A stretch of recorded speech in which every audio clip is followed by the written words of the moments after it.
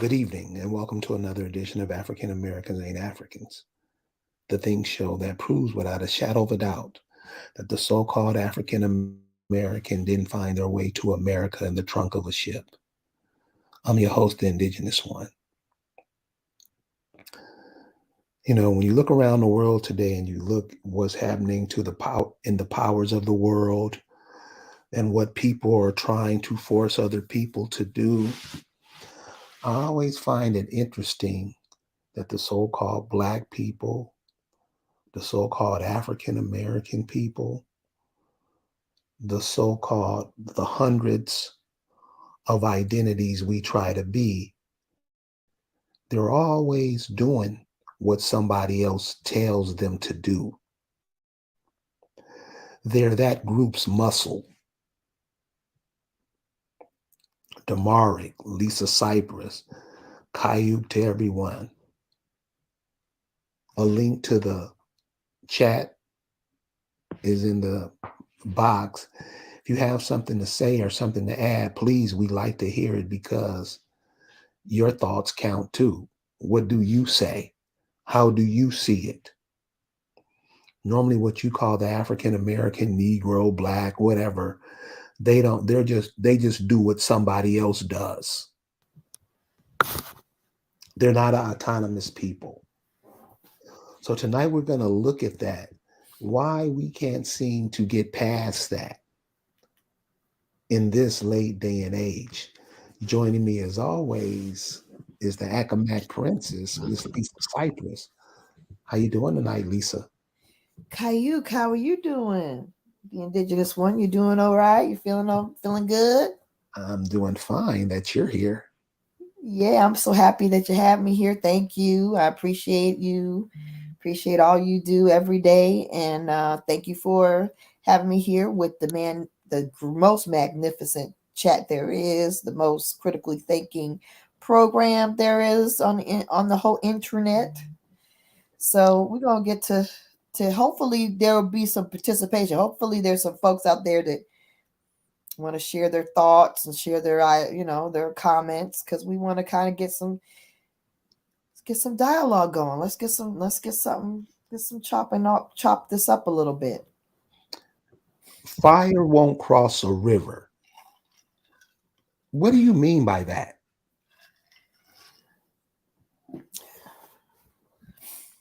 I mean that you know I feel the thing about this world is that we have these demonic entities that always want to create fear. They want to create a hostile environment. That's how they keep themselves happy and at the top by creating chaos at the bottom. Everybody else is in chaos, you chilling, right? So, with that being the case, you got to realize that this energy is like fire. It's burning everything up. It's consuming. It's all consuming, right?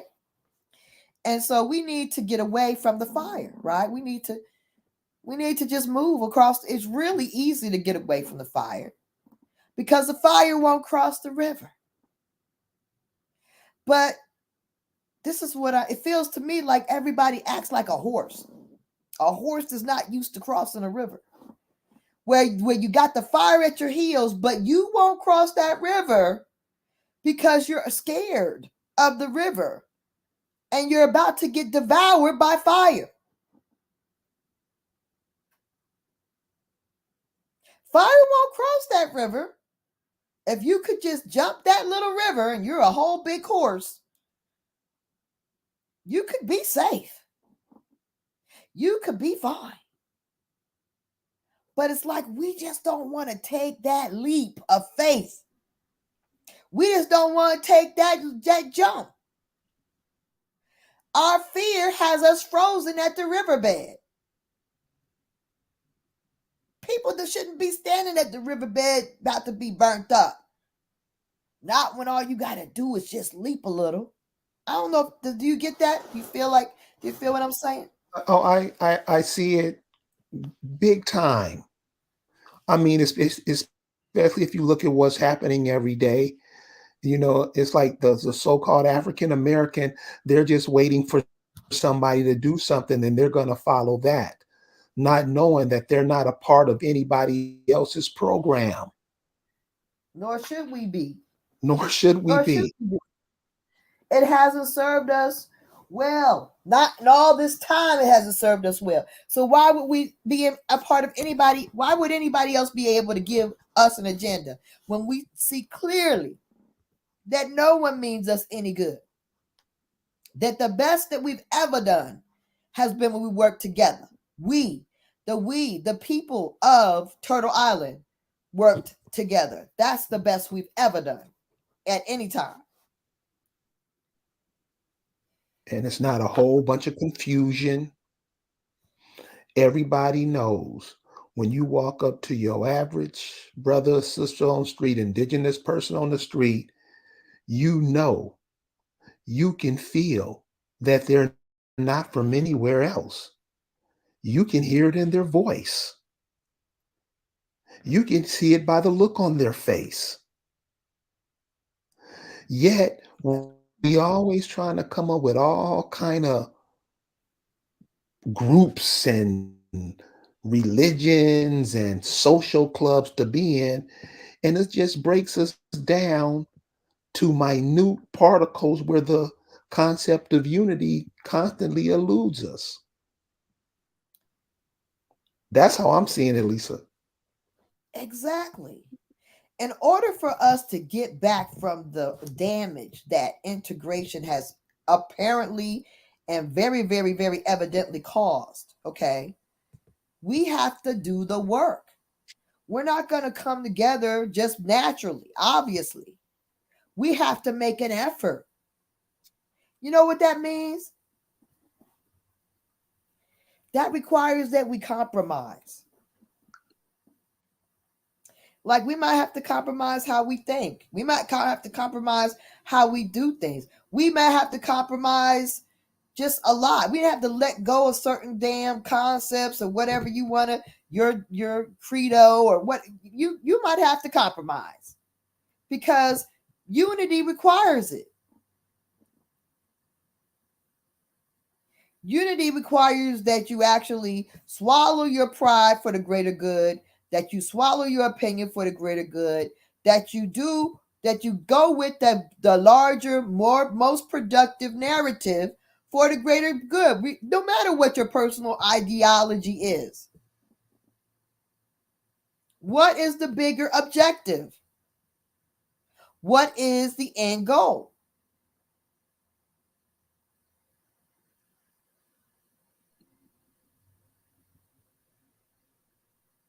Because obviously the path we've been going down the past 60 years, where is it going to be 60 years from now?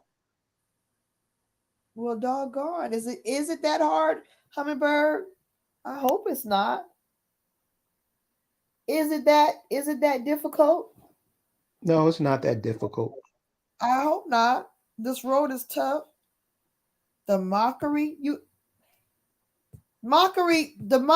is people feeling uncomfortable. It's they're being uncomfortable with new information. It's they're being uncomfortable be feeling like it's something that they don't know, right? Mockery is a reaction that is usually one that bullies feel. And bullies mock because they're insecure, right? So when you're insecure with the information, your reaction might be come out as mockery. But the fact remains is that the more people rock steady and push the daggone truth, this is not gonna be speaking the truth. It's gonna be the truth. The more people that speak it, it's not gonna be speaking the truth. It's just gonna be the truth. It becomes the truth and the accepted truth. Good evening, Copper Color Lifestyle.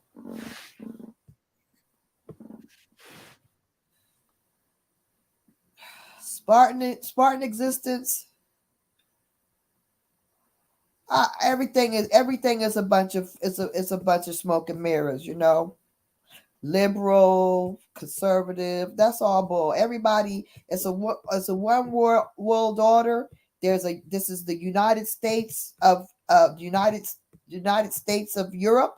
Okay, it's the not United European countries of the United States. So it's not even America. America is Turtle Island. This is actually the Union of Europe. Okay, welcome to the Union of Europe. It doesn't have anything about it's not liberal, it's not conservative.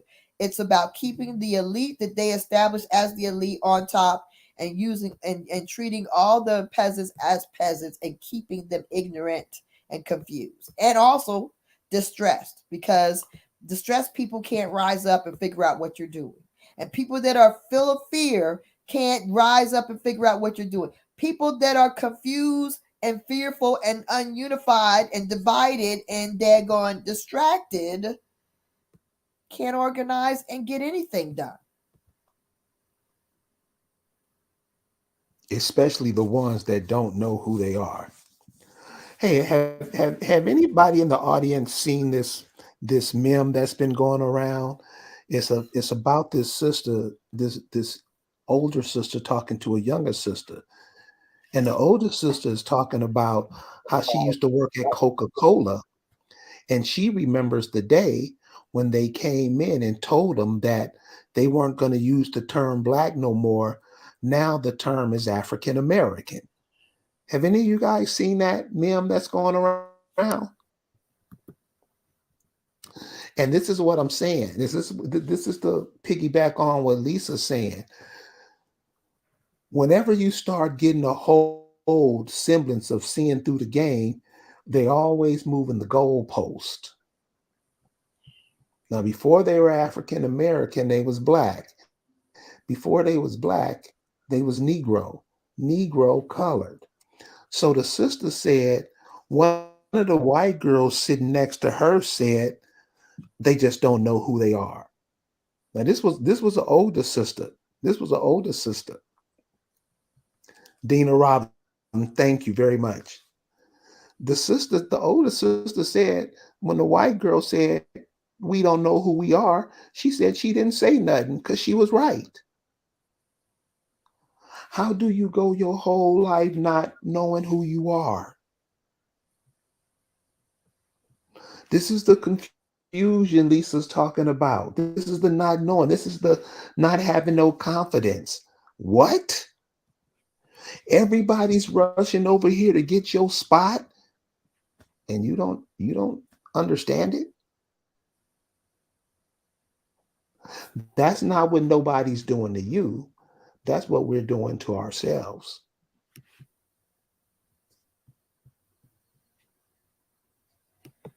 We allow it and we watch our celebrities take the lead in it. We now kind of, the good thing is that we've really figured out and we've seen that these celebrities are just like puppets, that they are in complete control of these daggone media corporations and media heads. But are they really? Because the reality is, if they would just unite on anything, they could have united around Bill Cosby. They could have been like, hell no, we ain't letting this go. You know what I mean? If everybody was on a one, they gonna murder all of them? They gonna blackball everybody? Well, I mean, essentially they did blackball everybody during I don't know if y'all noticed during COVID, they really were showing any of our indigenous people in movies. It was all Africans. And it didn't go well. Like nobody wanted to see these Africans play Harriet Tubman or anything else. We didn't want to see that. Aretha Franklin. I don't think so. Okay. But the reality is that, they have this is the crazy thing, y'all. We have everything we need. We have everything we need in us. Thank you. Thank you, Dave. We have everything we need. We have all the resources. We have all the intelligence for sure. We have all the creativity. We don't need any more of that. We've got inventiveness. We've got all the STEM. We've got everything. all within our community. But what they have dissected from us. What they're going to amputate it from us is our unity. The fact that we love each other. The fact that we appreciate and want to work together. That's what they took from us. That's what we desperately need. Because on a star level, shoot, they could do anything. Anything. If they would just, instead of being scared and like, oh, they talking about this one now, let me go shut up in the corner. If they would be like, okay, we all together on this, let's go. Ain't like none of them ain't got no mansions in the woods somewhere where they can get together, or they don't. It ain't like they don't have the money to get a daggone radio network where they can communicate. They have the ability to do whatever they want to do to network and to communicate together and to get shit together. But that's how much fear they have. And in turn, us as regular citizens, we're acting like we're full of fear. That's going to be hard.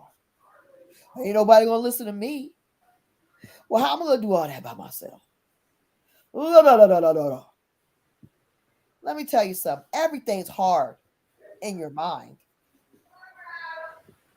Everything is difficult if it's in our minds. As long as it's locked in our heads, oh yeah, that's a battleground. It's difficult. That mind is a horrible place.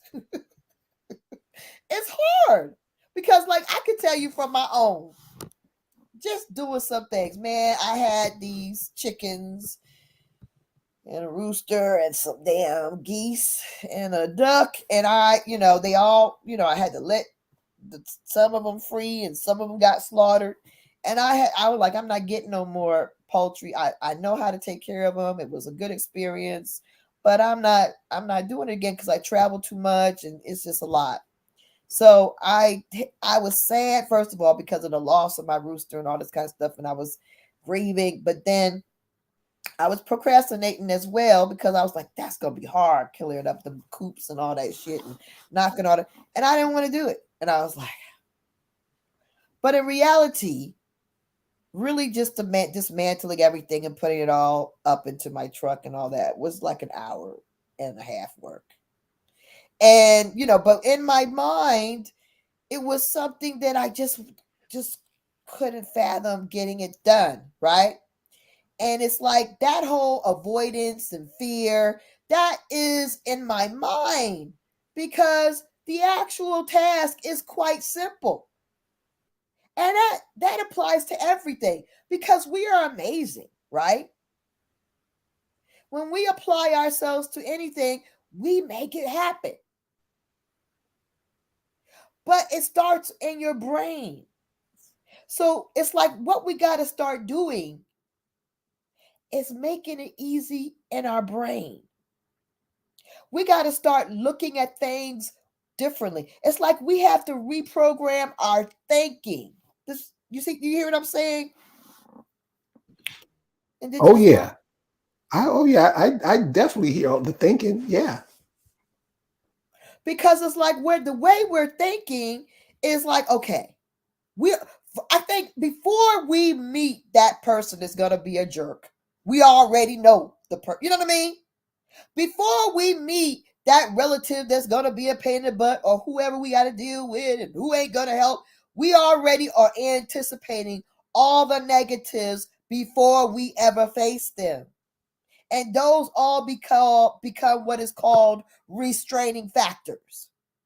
These factors that restrain us from doing what we know we should be doing. Right? Check. It's all in our own minds, though. We are it.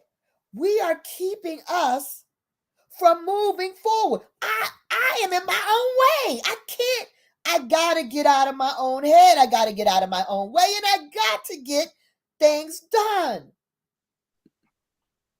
And I can't let my hesitancy and my fear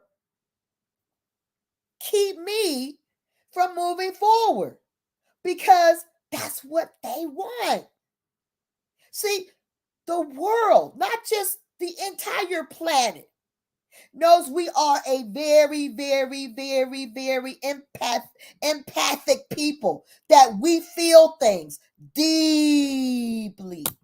We feel things very, very deeply. And they know which psychological buttons to push in us as a people. So they know how to put a fire on us as a stressor. You know, just think of the stressors that come at you like fire, right? These stressors, whether it's I got to deal with my taxes, fire. I got to deal with this job, fire. I got to deal with this child, fire. I got to deal with that man or that woman, fire. I got to deal with these damn people that at my job that act crazy, fire. I got to deal with the fact that I really feel like I should have something in this world that I'm being denied, fire. That should not be fire that keeps you from crossing that river. Cross Um, that, cross that river. Go ahead. Spartan existence has a question. Can you please speak more about evidence that proves No, Spartan existence African? doesn't get. Isn't that Spartan existence that person that is just he Yeah, doesn't get it. I don't know. We don't know yeah, whether he's a yeah. white. But let me just leave them with this, because this is what we're talking about, Spartan existence. A lot of times when you ask before you ask somebody a question, you should really ask yourself, because you're intelligent enough to figure things out yourself. Normally, what people do, especially people who call themselves African American, blacks, they don't do that. They do what they're told, kind of like you were told you were African Americans. But you never asked yourself, well, how was that so? Could a boat, really a wind-driven ship filled with people, cross the Atlantic Ocean during hurricane season? We don't ask ourselves questions like that or ponder them.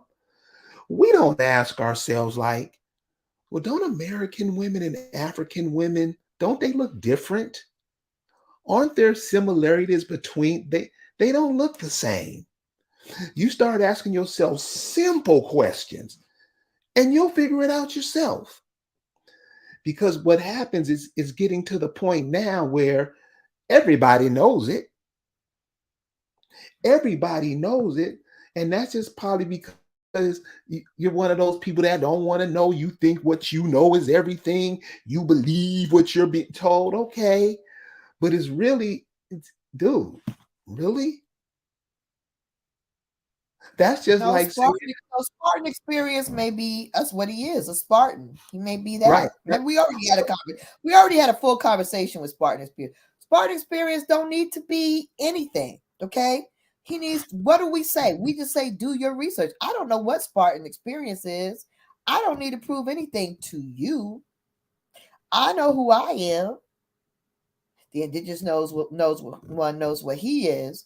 Everyone in the chat understands who they are. If you don't know who you are, you need to go hire somebody and get some help, or you know, do your research yourself. But the reality is, this is not the conversation, and the problem with these trolls is they like to get us off a conversation and a vibe, because the reality is our people in this chat, they understand who they are, and what they need to know is that they need to not be distracted by people like you or anybody else who is keeping them off their damn direction.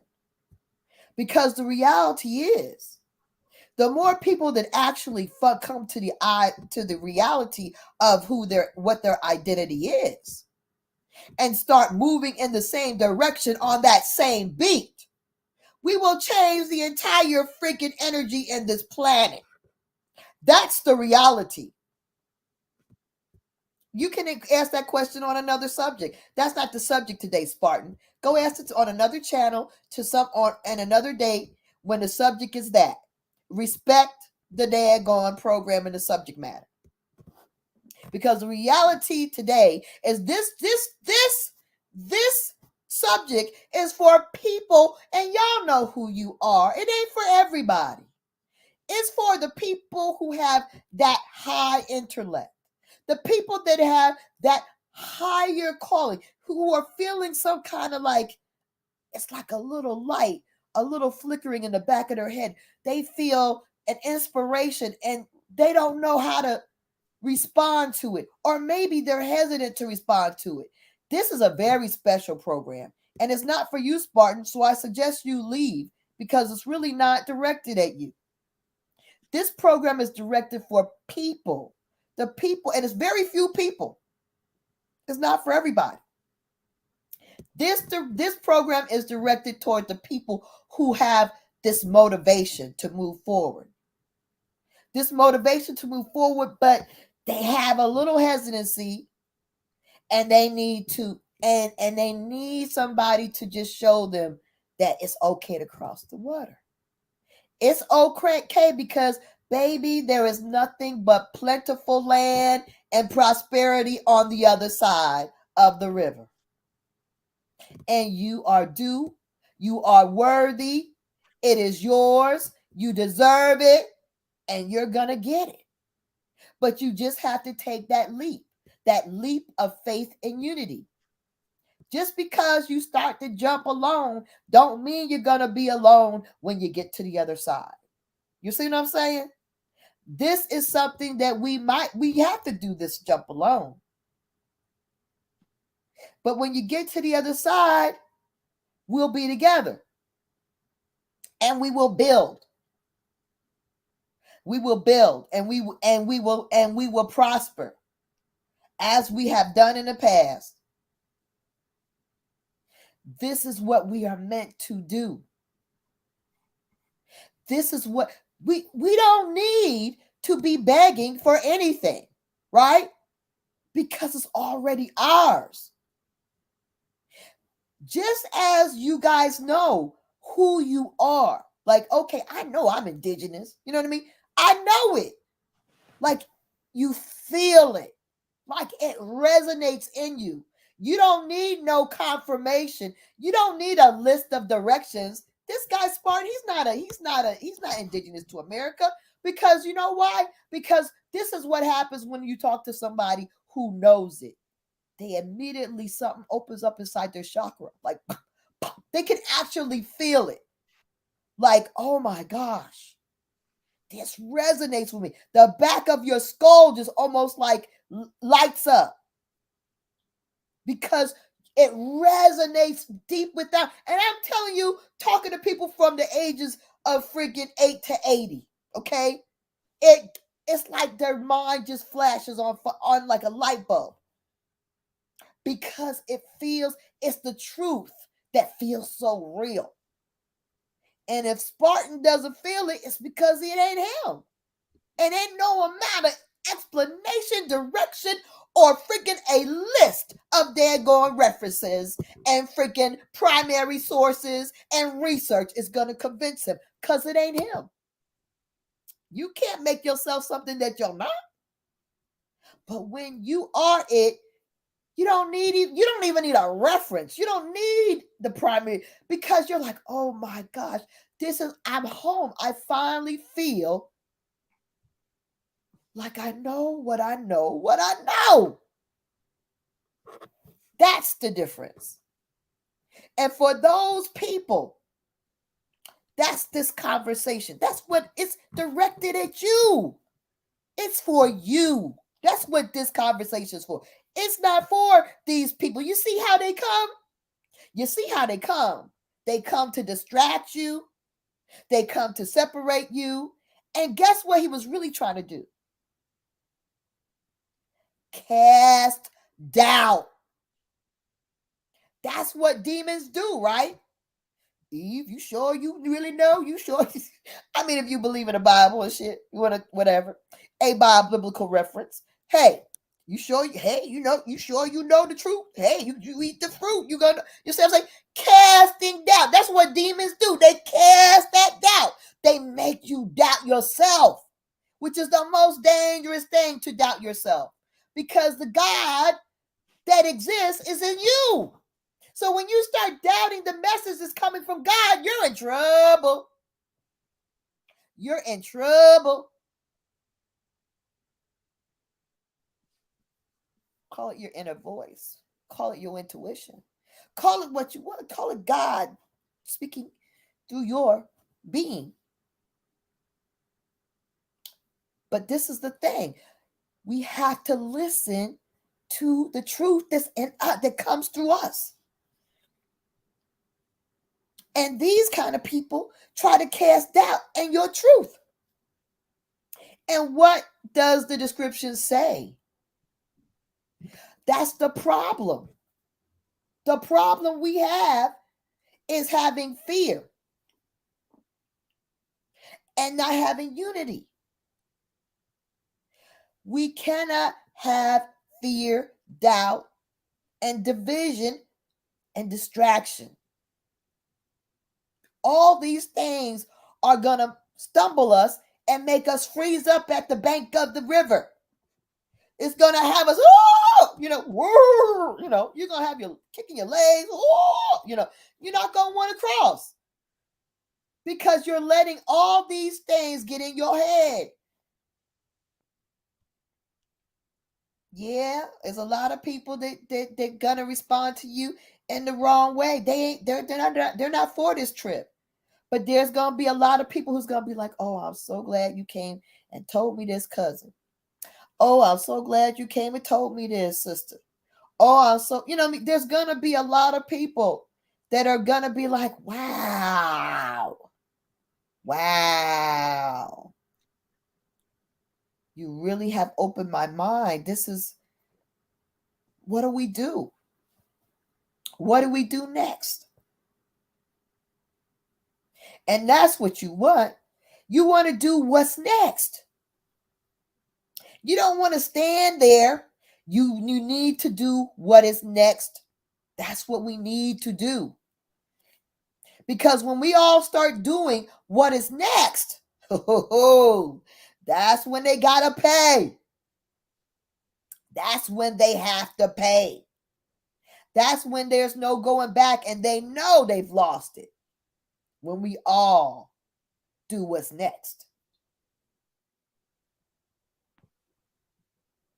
We cannot hesitate and just keep this in our heads and have inner dialogues.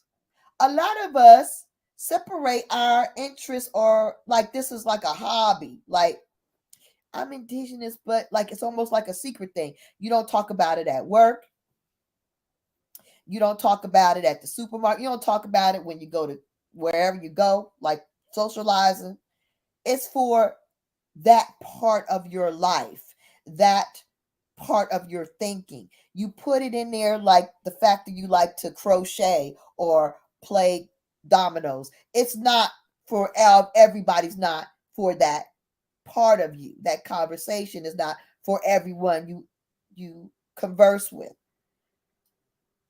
But when that's being stuck on the edge of the river, see, when you make that a compartment that is only unlocked at certain times, you're not willing to cross that river.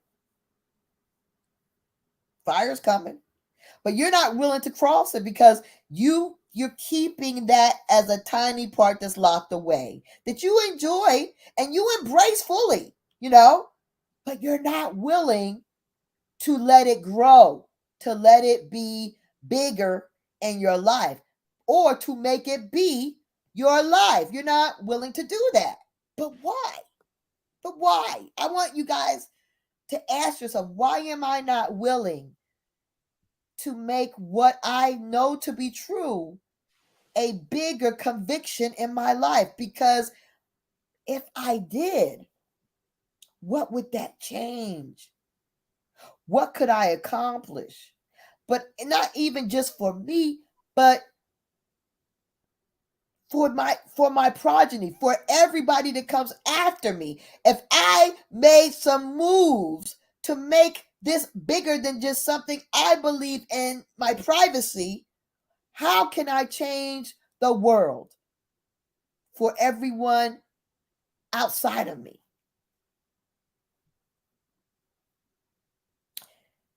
That's what I want you to start feeling.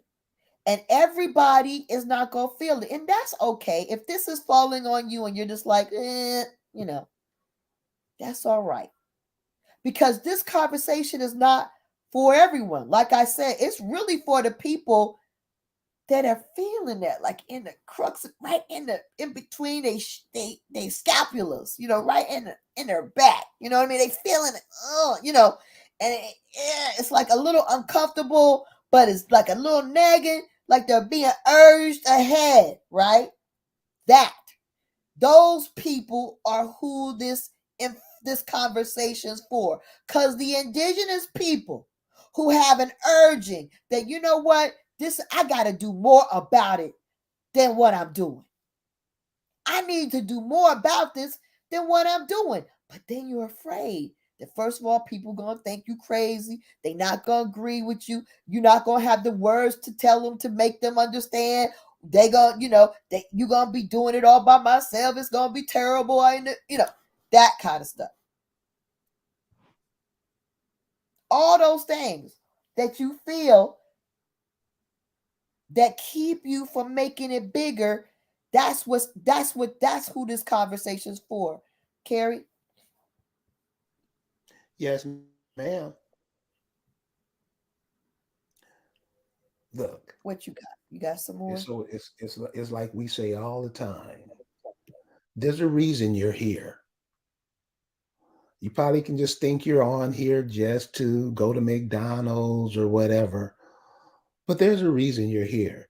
There's a reason. There's something that your mother had when you were cooking in her stomach. You're here for a reason. And you know what that reason is. You just didn't come here to be somebody else's footstool. Your children didn't come here to be nobody's footstool. Your mama didn't come here to be nobody's footstool. And if any of those people who I just named are somebody's footstool, you got some work to do. Because that's not why you're here, especially when you're here in America. If you know what America means to the world, you know you're right smack dab in the middle of it.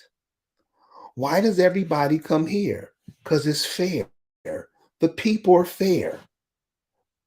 They're talking about your ancestors, but you don't think they're talking about you because you're on a ship somewhere shitting on each other. That's what you think you are. That's what somebody told you were. And you believe it. That's what the cat came in here asking a question. That's what they're taught. All these people are taught this about you, and they're coming over trying to be you. They're trying to be you. So what Lisa's saying, what I'm getting from Lisa saying is this: fire won't cross the river. You see Babylon falling down. Now we can pretend like we love it and all that, but this system that we love and try to uphold, it's no more, dude. It's not just the world is waking up to it. And as long as we keep, pushing behind them, making sure, because it's all over.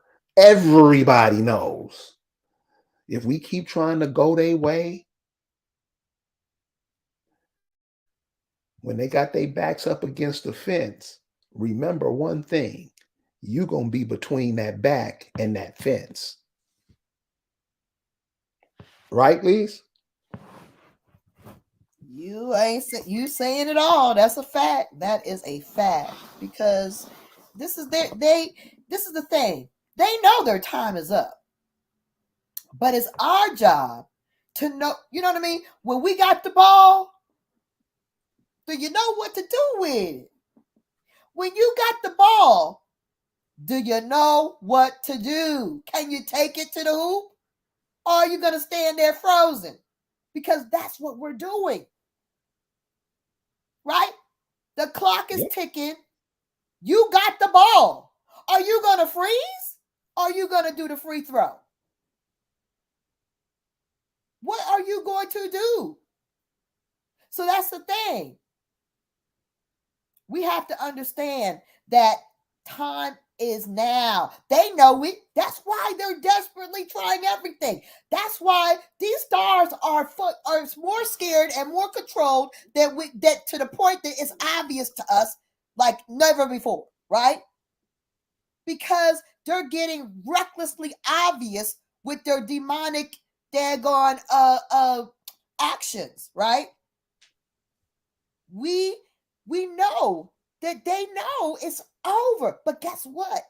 It's only over if we cross that river and say and actually step into our power. Step into your power. It's there. But you can't activate it unless you acknowledge it and claim it and walk over and get it. It's there. It's right there.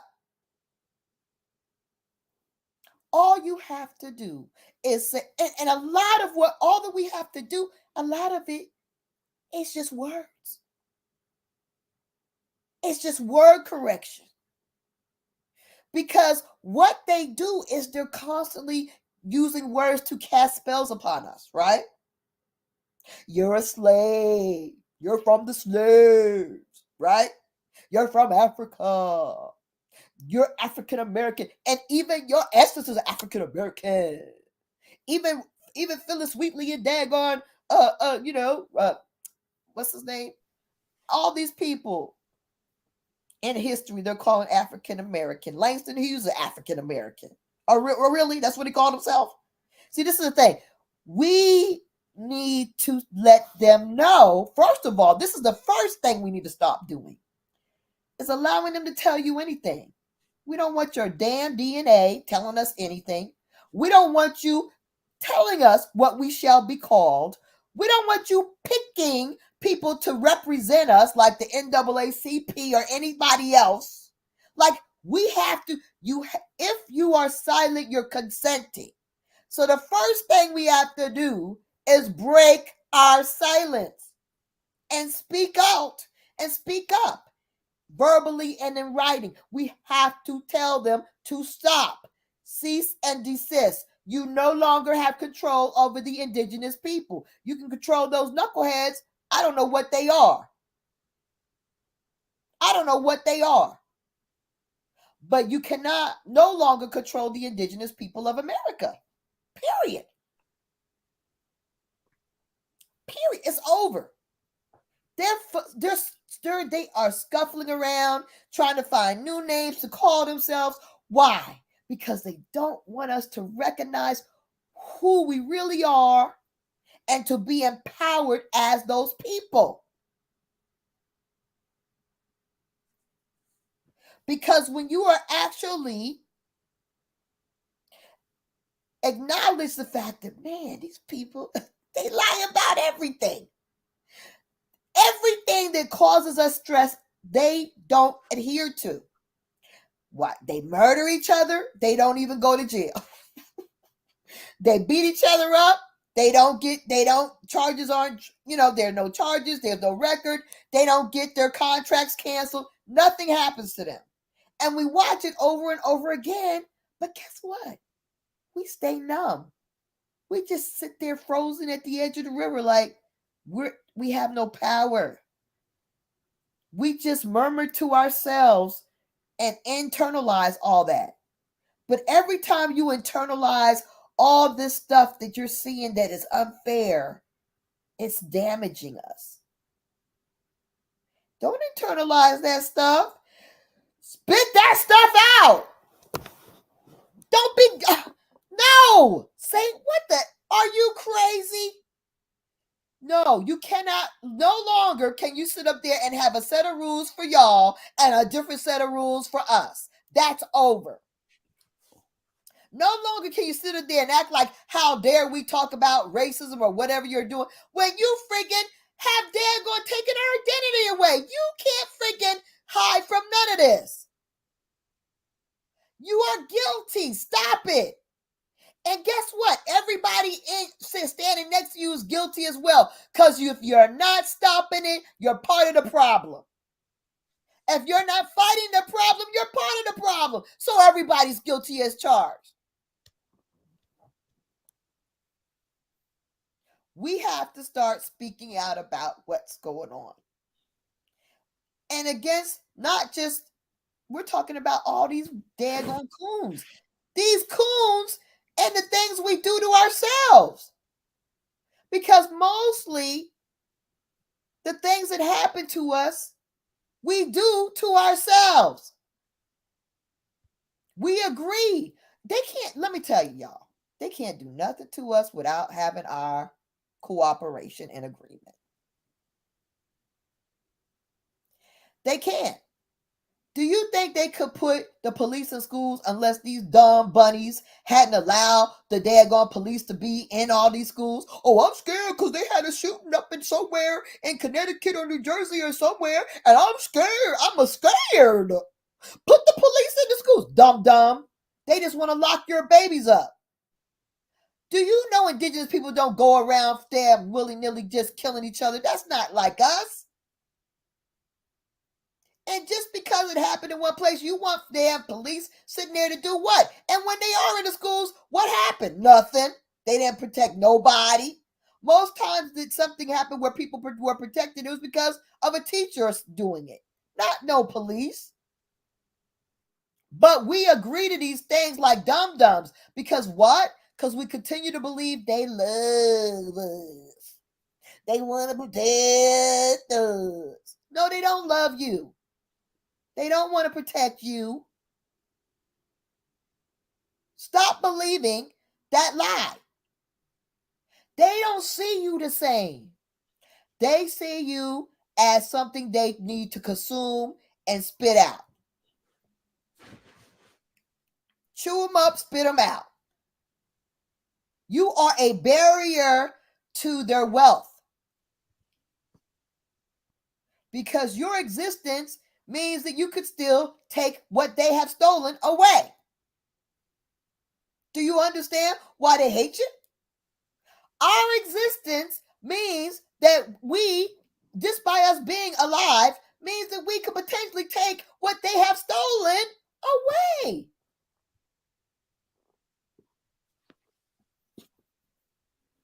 That's the problem. So let me tell you about a little story I saw on the television and the movie the other day. It's a very simple thing. It's a little silly little series that takes place in England. And it's like it's really a lovely thing. They have a wonderfully big family of 6 kids, white, older couple, right? You know, happy, lovey-dovey, you know, older, heavy-set couple, whatever. And they got a farm, you know, and they've got, you know, the kids know how to work on the tractors. The girls are out there putting fences posts, banging fence posts in the ground. The wife's cutting wood. When they sit at the table, it's like a ton of food for every meal. Every corner is covered with food, right? They are living in abundance. They are happy, healthy, fulfilled, stimulated, all that stuff. Everything you want to dream of, right? So then he has a neighbor that they like. That's a little, you know, a little lady, old lady like him, about his age, and she has a little crush on him. She says, "I'm having financial trouble, and this guy is trying to buy my house, and I'm really in dire straits. I may have to sell it to him, but I don't want to be coerced. I don't want to leave my home." Well, okay, the guy goes, okay, the husband of the other family with all the 6 kids says, "Oh, well, I'll come by. Is he coming by tomorrow? I'll come by and talk to him with you." Okay. So he goes there, and he's with the woman, and he's like, "Yeah, who comes in to buy the property?" Okay, it is a melanated European. It is an African European, right? An African Brit.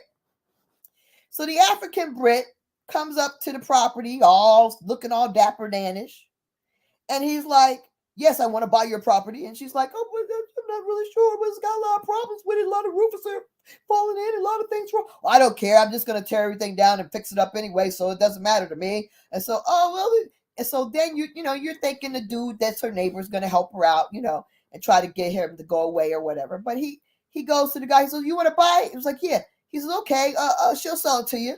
And he actually gets the daggone lady to sell. She's all shocked because she's like, "I don't want to sell my property. What are you doing?" So he gets him to sell. He gets her to give the guy to give a deposit, cash deposit, and then he gets her to sign the paperwork on the deal. So then the next day, the guy comes back. Before the guy drives up, you see a tree fall across the road, all across the road, big tree. So he drives up. The African UK guy goes up. There's a tree. He can't drive. So him and his wife are in a car. They're upset. Like, what the world? A tree? I can't even drive to the house. So they're like all upset. They got to climb over this tree. They got to walk all the way down this whole long road to the house. And they get there. He's livid. They're hot. They're tired. They're livid. They're like, what in the world? So why is there a tree in front of my lawn? Like, he's pissed. So he's like, "I bought this house. I'm buying this. This is mine. And I can't even get to it. What is this about?" And he was like, the neighbor guys there with the lady, they're having like tea or whatever. He's like, "Let me show you this map here." He said, "You see this? This is the house, right?" He said, "You see the land in the back? That's my land. You see the land to the left? That's my land. You see the land to the right? That's my land. You see the land to the front? That's my land." He said, "So I have to give you access to come to this cottage. That tree's on my land. I don't have to give you access. So you're going to have to get a helicopter to get to your house." He was like, "What? That's outrageous. That's outrageous. How am I going to buy a house and I can't get to it? You can't do that to me. I'm not buying this house." He said, "Oh, you're canceling the deal?" "Yeah, I want him to buy this house and I can't get to it." He says, "Oh, fine. Well, she's keeping the deposit because you're canceling the deal." "What? How are you?" "Well, okay, we'll be nice. We'll give you back half." The guy gives him the paperwork back. They give him half back. He marches away. Do you understand the power in that? Do you understand that he was able to get that woman half of the deposit or the whole deposit for nothing, just because that doofy little farmer guy had all the land around her house? They got money for nothing. And we're sitting up here having access to an inheritance rightfully ours in the most important place on the planet, and we're stuck, too scared to move forward. That little doofy man, because he had land, was able to wield that money out of the pocket of the unsuspecting daggone African dude. He was able to put money in his neighbor's pocket without taking any money out of his own private pocket. We don't know the power of our identity or the land that has been stolen from us. Because if you knew what I feel inside my belly, you would be fired up as well. Go ahead. Now just imagine. Now I was sharing with Lisa earlier today, from San Diego up north to Seattle, Seattle going east to Bangor, Maine, Bangor, Maine going down to Miami, Florida, back over to San Diego. All those African Americans, Black, Negro people who belong to this land, what do you think would happen? And this is just a question to the chat. What do you think would happen if everybody was on code? What could we accomplish? Or better question would be, what couldn't we accomplish? And that's something I would, if brothers, you want to learn something, when you're around sisters who are, intelligent, ask them, if you had the manpower of all the men locked up in jail, what would you do with that manpower?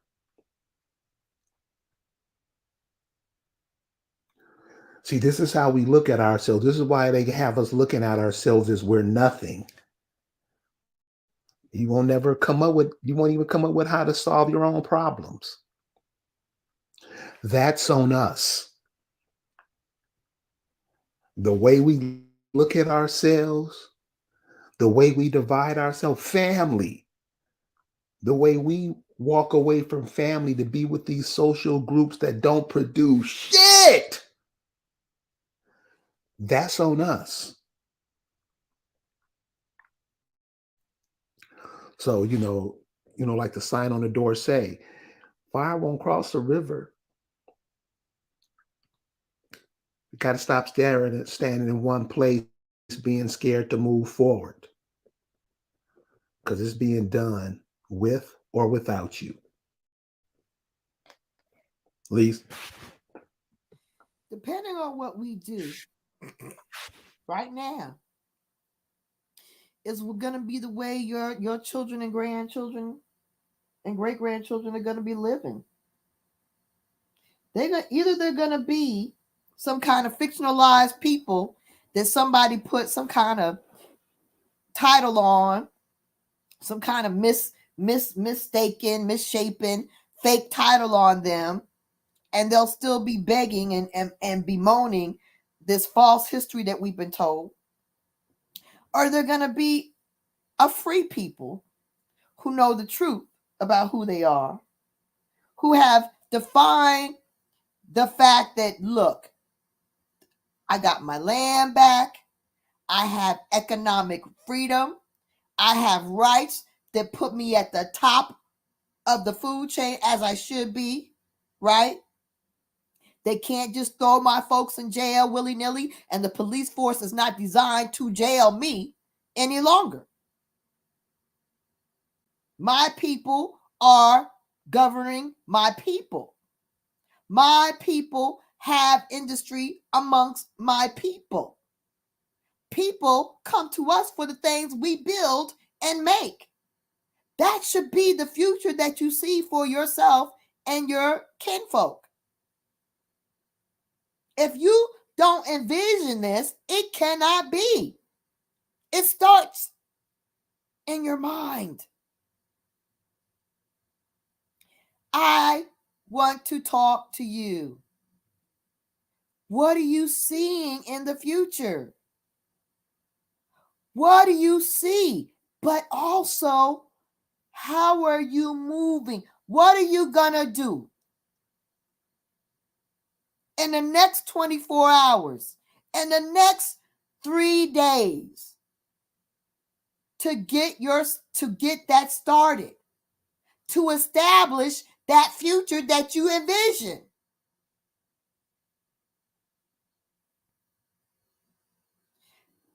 Anything we want is possible. See, they like to tell you that's what they want to do. They tell you it's impossible. Oh, you can't do that. That's not possible. And then what do? We believe it. But the reality is, it's already there. You just have to be bold enough to go for it and be relentless enough to not be stopped. That's all it takes. They're wrong.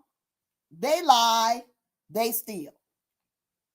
All you got to do is go and say, you're lying, you're stealing, this is mine, and don't take no for an answer. And when they give you no, you say that's not acceptable, and you keep going for what is yours. You don't let them rest. You don't stop going for what you get it. The only way that it's going to stop is when you get it.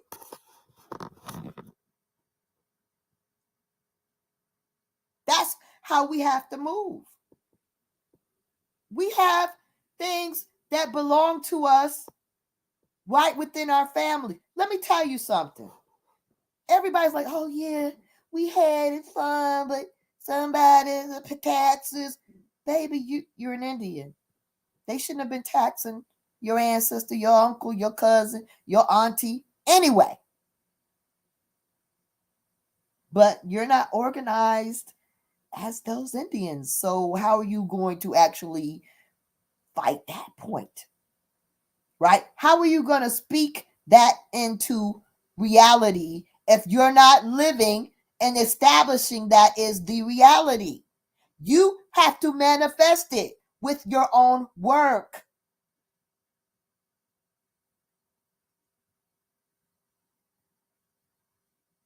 That's how you begin. You have to do that. You have to say, okay, so auntie, okay, because these people are dying off. I guarantee you, probably everybody in the chat got an old aunt, an old uncle, old cousin that got land somewhere in Georgia or some land in Mississippi that you may not be aware about, or you might, and it's not really willed to anybody. And or just during COVID, there was probably acres and acres and acres lost because somebody was in a nursing home. And don't nobody know, but these daggone evil daggone immigrants snatched up that land for nothing. Literally for nothing.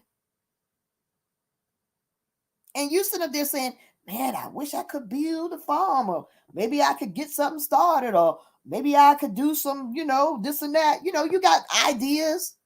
There's young people that got ideas. They just need the place and the resource to do it.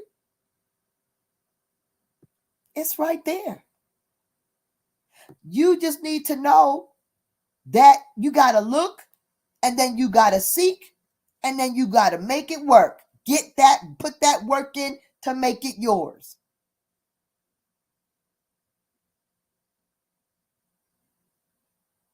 Well, we shouldn't be paying the taxes though, Demeric. We shouldn't be, you know what I'm saying? Really, everything they're doing it's all wrong. It's all wrong. Because when you really look at it, this is indigenous land, it's Indian land, and it shouldn't have been taxed anyway. See, we have a right. When you actually are in your right identity and you actually have repatriated your true people, you can establish this as a fact of law. But you can't establish it as a fact of law when you're calling yourself the Shooby-Doo Indians or the Mayis or the Tutu, I don't know, making up these social groups. Yeah, it's easy. You think it's easy because you got people all like-minded, but they ain't you, and you ain't them. And then if you claim land, you can't, what are you going to do, share it with a bunch of weird strangers? And then your cousin's going to come for your butt because they're going to be like, that's my family land. What you doing? That part. You need to deal with your heritage, and you need to get what belongs to you, and you need to fight that fight before it be done, because guess what? In a little while, it's going to be a little while too late. In a little while, your kids you're going to have a whole couple of generations they're going to have a mindset that you can't even open it to. They're going to be like, That's too old. What are you worrying about that for? Whatever. You know what I mean? It's you're gonna hit a wall. In a little while, we may hit that wall where we can't push for what we're owed. We can't push for our heritage, our inheritance, because we may be growing a generation of folks that don't even care. You see, that's the other thing. We got to make sure that the next generation knows about this and cares about this. And if you're not going there and showing the beauty of the land and letting them know, baby, that's what the wealth is from. The wealth is from the land. If you're not letting them know this, how are they supposed to ever know? You know what I mean? How are they supposed to appreciate it? See, we got our kids appreciating Nikes. They appreciate some Nikes, bud, right? But we don't have them appreciate. Well, go ahead. You go ahead. Do you know Nikes are $200 a pair? Baby, Nike's a lot more than that, depending on what you're getting, child. Are you what? A lot more than that, if you depending on what you're getting, honey. You and like you say, we put all our energy in that stuff. But see, that's what it is. We have to also grow and manifest the appreciation for what is real wealth, and the wealth that is in the land, and the land that is owed to your people. What is your heritage? If you not only do you need to start the fight, you need to start the light the fire for the fight in your progeny and your children and your grandchildren. You need to get them to appreciate it. Wow, this is all ours. And let them understand this is what you can do with land, because land has mineral rights, water rights come with land. You have the daggone ability to be like, look, this is my land. If you want to do this, you got to deal with me. It's a power. Land is power and money. It's all of that. But until we appreciate it, and because, see, you know, when they drove us off of our land and into these cities, we also lost the appreciation of land. We don't understand the wealth of it. We don't understand the power involved in it. So we just think, well, go, I got my place, my little, you know, my square, you know, I got my quarter acre, my half, and I'm good. I don't need all that. See, you don't understand. See, when I was trying to weave that picture for that story for you, I wanted to let you know that he could power broke just because he owned all that land. He was able to damn manipulate the entire situation because that man owned the land around that lady's house. And we don't understand that it's just that it is not that it represents money and power, but it manifests and it makes you money and it gives you power. And we need to not only understand it for ourselves, but we need to communicate that to our children and our grandchildren. And that's why they fight us so bad, because they know what it does for them, but we don't really appreciate what it's supposed to be for us.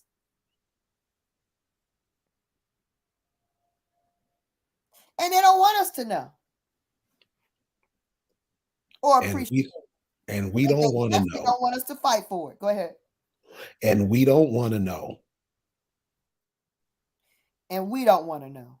We rather sit there and worry about Jay-Z and P. Diddy and all this other nonsense and what's Aboriginal versus Indian, and just like be entertained. We rather be entertained and distracted. But like I said, that's a conversation for other people for other days, because the people that this conversation for, they got a little inkling in their head. There's a little light bulb at the back of their brain. They've got a little tap on their shoulder that's telling them they actually need to take action and do more. They got something that's telling them, their answers are telling them, look, I got something for you. Heck, I got a sister that was a friend of mine that she went to the daggone islands of Some hoodoo lady told her that her ancestors were Indians, and they were trying to tell her they had inventions and stuff and land for her. And you know what she did? She got straight in, she went straight into some, she met some damn weirdo Kemet person in the islands, and she got deep into damn Kemet. She took a complete detour away from her ancestors. I was like, you better take that dashiki off and put on some feathers. And she's like, hey. But see, that's the thing. We want to be distracted. We want to be romanced away from our ancestors and what they're trying to tell us. We want to be romanced away from our inheritance. We want to be distracted by some dumb stuff, thinking it's going to give you some enlightenment. What could be more enlightening than what you really are and your own people?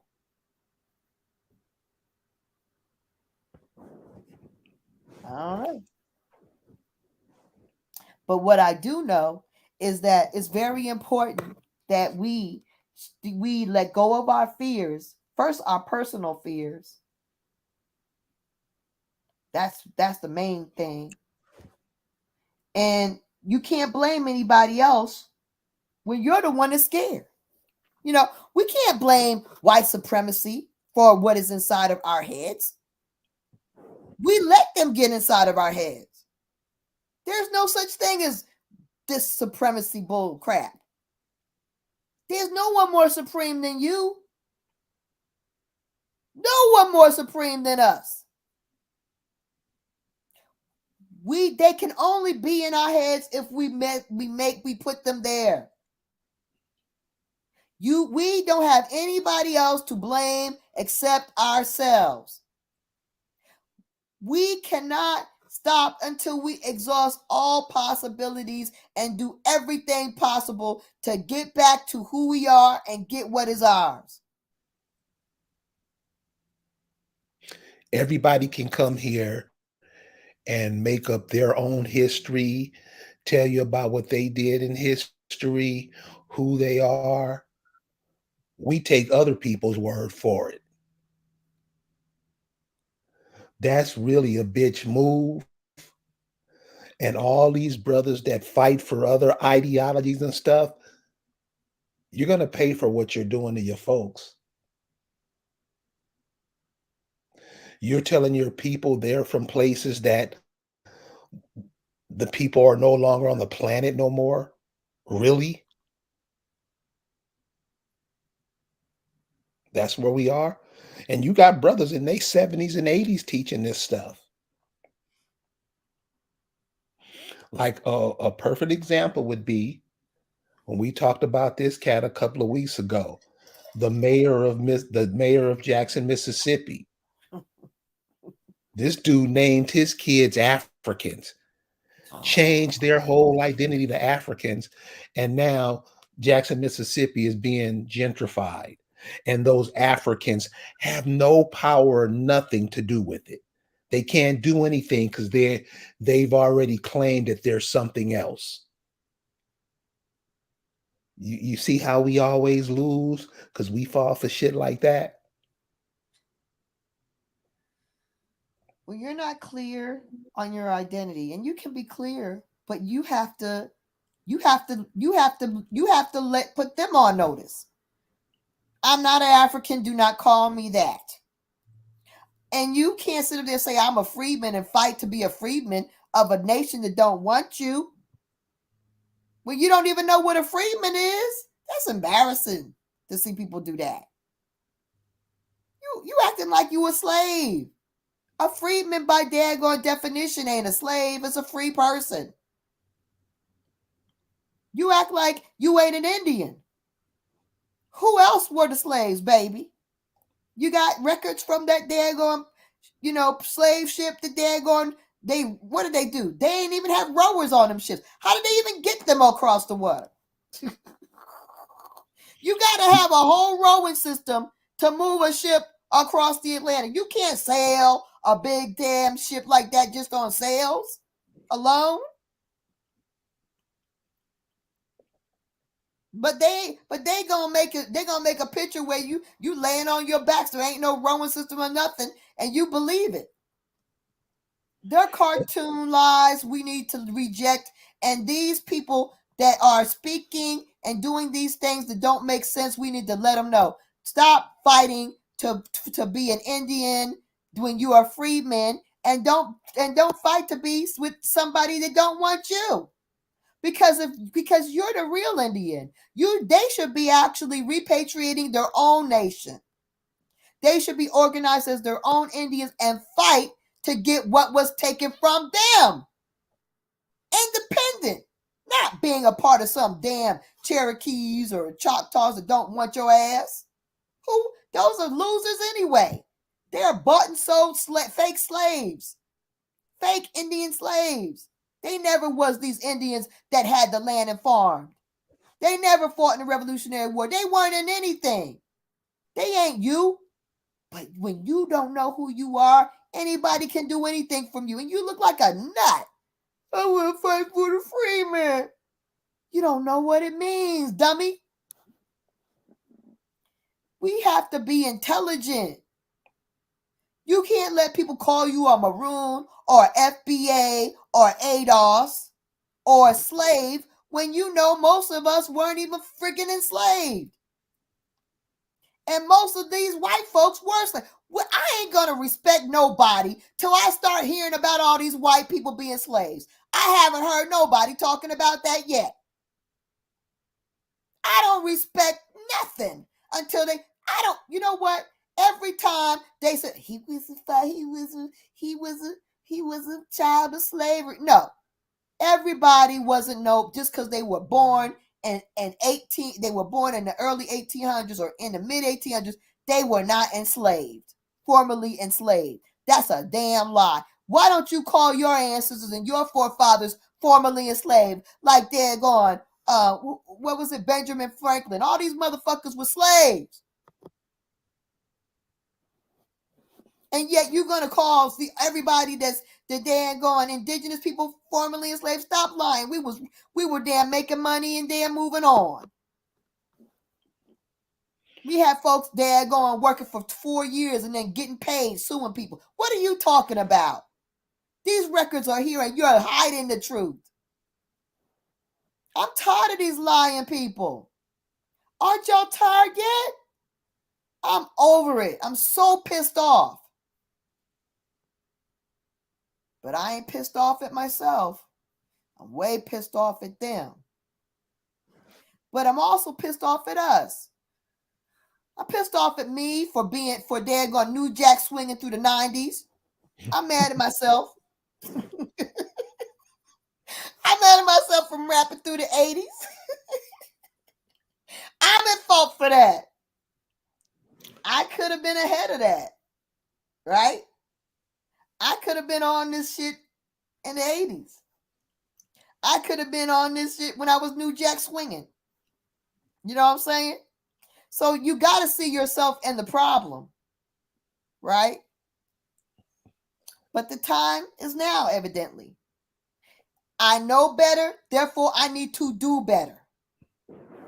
Once you know better, y'all, you have to be convicted to do better. And what I mean is do more. And what I mean is take action. And what I mean is make a change. And what I mean is make a difference. And what I mean is move forward, find your people, repatriate your nation. Let's get this thing cracking.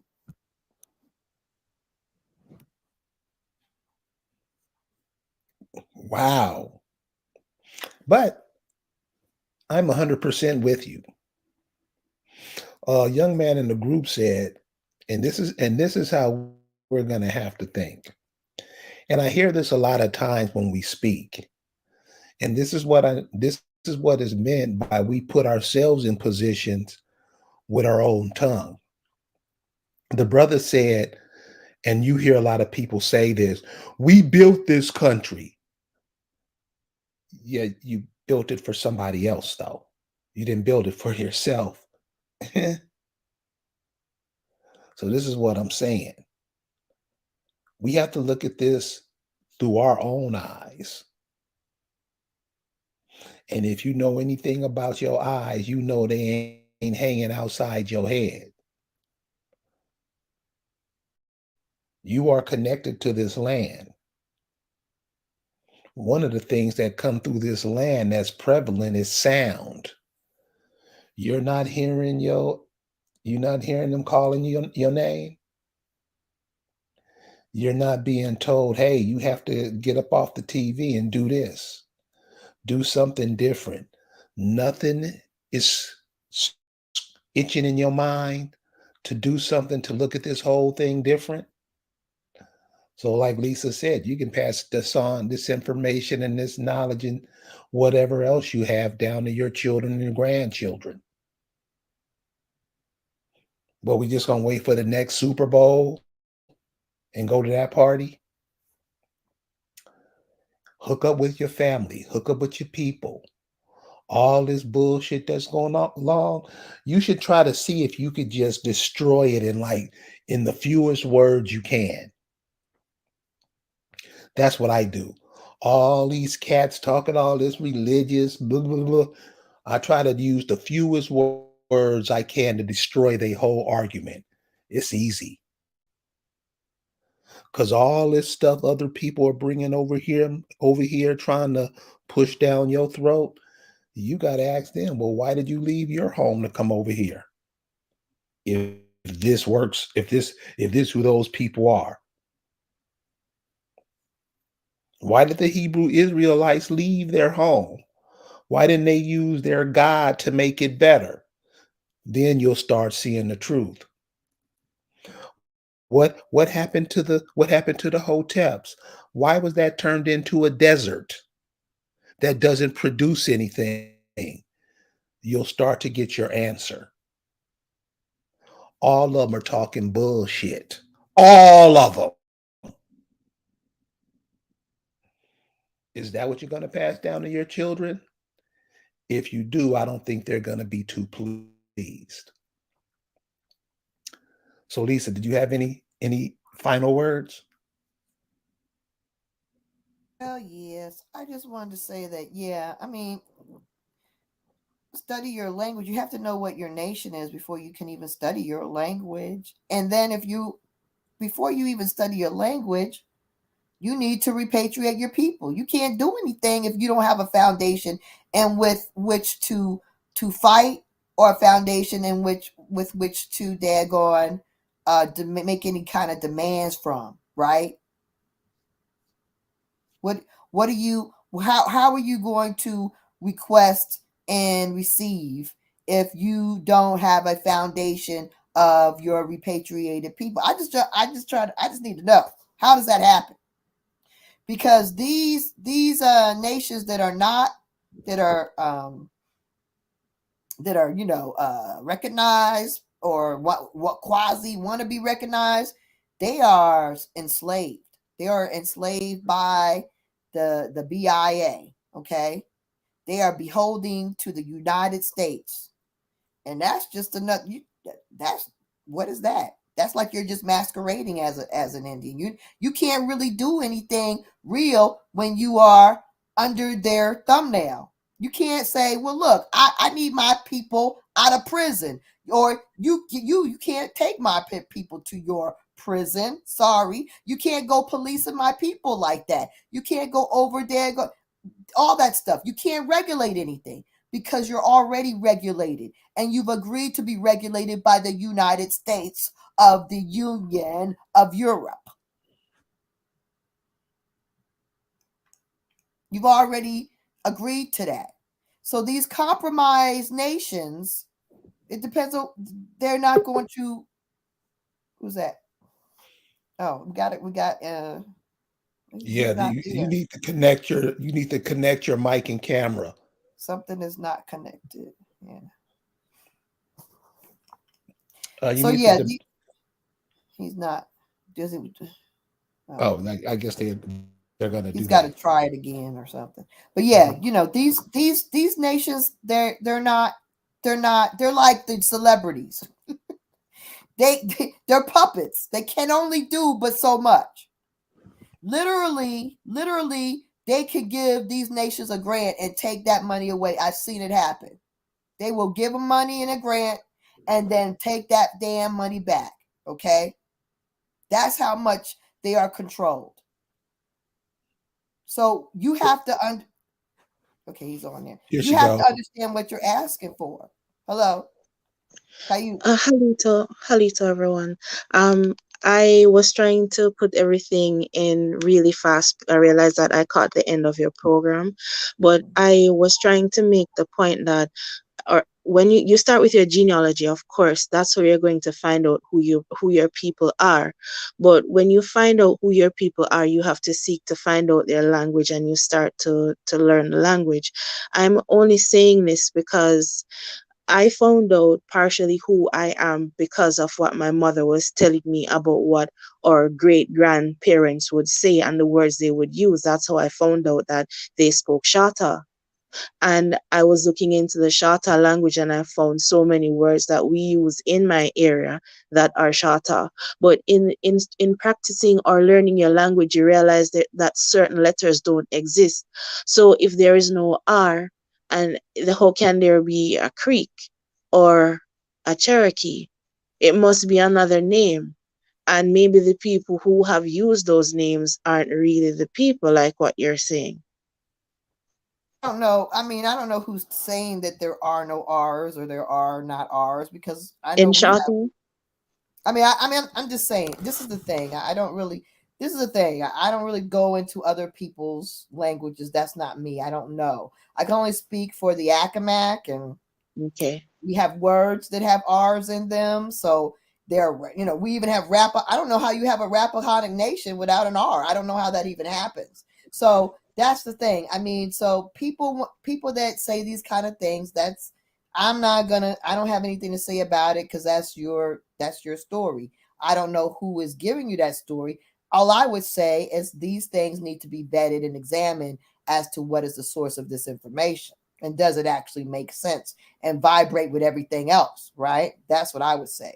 But the reality is, I mean, in a fact of it, you also have to understand a lot of what you're getting is going to be influenced by Europeans' interpretations and other people's interpretations. So it's not gonna, it's not gonna be pure. You have to meditate on it and figure out if this is true or not, or if it's really passed on from your actual ancestors. That would be another powerful way. But this is the thing. Before you, I think, yeah, I mean, we are very much involved in our language.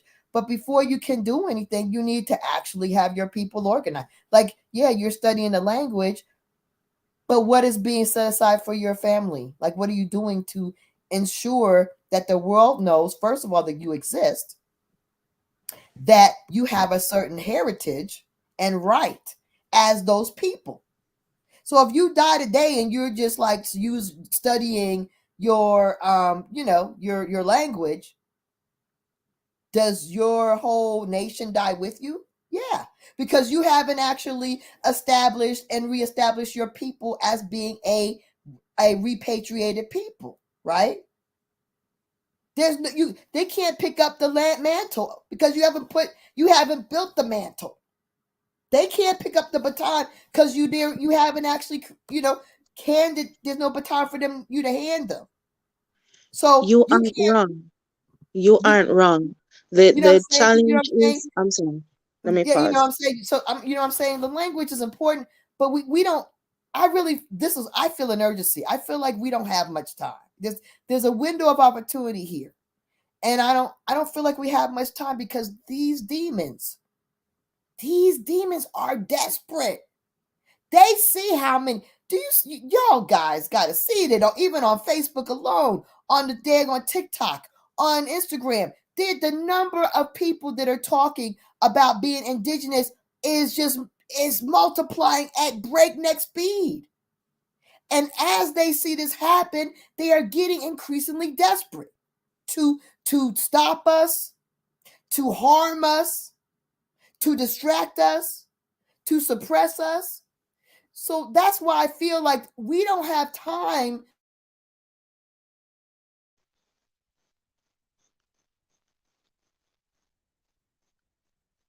Are you still there?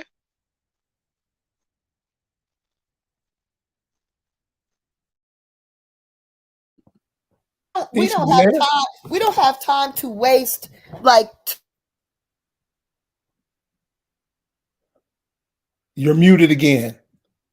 Oh, I'm sorry. I mute when she's talking so that there's no interference, but I couldn't hear her for about 30 seconds. So I was Okay. wondering if she was Yeah, still there. so no, we I feel like we don't have the luxury or the time to really just slow walk into obtaining our actual inheritance, to actually fighting for what we know is true, whether it's our both our identity, our rights, and very importantly our land. We need to get started on that immediately. And I feel like this conversation that we had on this program was about it's about a call to action. It isn't for everyone, and it's It's probably true. but it's probably for you though, because we all know some of us have that little light bulb inside of us, that spark, that feeling, that nudge in our back that we need to be doing something, that we need to take action. And that's who this Exactly. message is for. You need to take these steps, because guess what? They know who you are. They know what you're owed. You have to make them know that you know what you know and that you still exist. You must make sure they know that your people still exist. That's the most important thing we can do, is reestablish our identity and presence and power. I I close will my mic. say that one of the challenges I'm seeing is, even though you cannot be something without your family being the same thing. And one of the challenges I'm seeing is talking to people about issues that they're not interested in because they don't see how it will benefit them. They are more invested in politics, in what they think they can manipulate, in what they think they can control. And even though they really and truly can't control the government, even though their religion isn't helping them, you understand? So the challenge is, how do you give information to people that they don't see as vital and they don't care about? That's the biggest challenge. Guess what? And I have their answer for you, because there's a magical thing that happens, that when you're embarking on it, where you're at, where you're meeting with them, and they're like, and your family really doesn't understand where you're coming from, and they look at you like you're some kind of weird conspiracy person, or you're just thinking, out of your head. That is what I met with. Of course I did, right? And of course, my children, oh my God, they thought their mother lost her mind. My sisters, they were like, what is she doing? I mean, when when I started on this, I was like possessed for like a year. Like, it was like the ancestors had me doing everything. And after the end of my summit, I was like, what? How did I do what I did? It was nuts. But I could tell you that the thing that's magic about it, it will be just you. Okay. I'm gonna tell you, it's gonna be you alone. Alone. But what's gonna happen is, even though you think they won't support you, there's going to be family that's going to support you. They may not understand you, but they'll support you just because they love you. They will show up just because they love you, right? And that is what you need to work with. They don't have to understand everything, and they don't have to think how you think. As long as they connect with you because you're kin, that's all you need. But you will be doing the work alone. You will be organizing your nation alone. You will be making the visits to the schools or to the Dago museums and to the public officials alone. It's going to be you. And if you're lucky, you'll pick up one person that's from their lineage that is like, oh, I believe, I got it. I understand. I want to help. You know what I mean? One a year. Yes, You know what I I mean? But understand. but but Yes. as they see and listen to you, they'll gain an understanding, and they will actually understand and be with you. See, it's not going to happen at once, but you just got to take those steps. Now, for me, I did a summit that first year that I was like, I was determined to do a summit to educate them. And I felt like my family wouldn't just want to listen to me, so I invited indigenous. I didn't know anything about this whole indigenous thing. I didn't know, right? I knew because of my genealogy, I found out, and I knew because of my family talking about us being Indian, especially on my dad's side. But then when I found out all four of my parents are the same Indian, I was like, what? You know what I mean? And so I was like, that's crazy. And so I was like, I gotta do something. What in the world? You know? So I invited people that I didn't know to show up and kind of like, be panelists and speak to my kinfolk, my family, my cousins and stuff. And miraculously, although my own children did not show up, I would tell the truth. My own children didn't make it, but my sisters, my cousins I hadn't seen in years. People came from California, Florida, Pennsylvania, New Jersey, New York. They came from all over the place, right? All in, Michigan. People came from all over, and people that were not my people, because I invited, just the general public, as well. But the thing is, it got them to see that there's a wealth of people that actually understand this to be a true thing. And it opened their eyes to it. You know what I mean? Also, I had a lot of informational boards because I did a lot of like research and made educational like power, big poster boards and stuff for them to look at, and had that books that I had collected. I had stuff and things for them to look at. But the thing is, in retrospect, I wouldn't even do it that. I wouldn't even recommend that for you. What I would recommend to everyone in this chat and everyone who cares to listen to this broadcast is that have a family reunion. Go to the family reunion.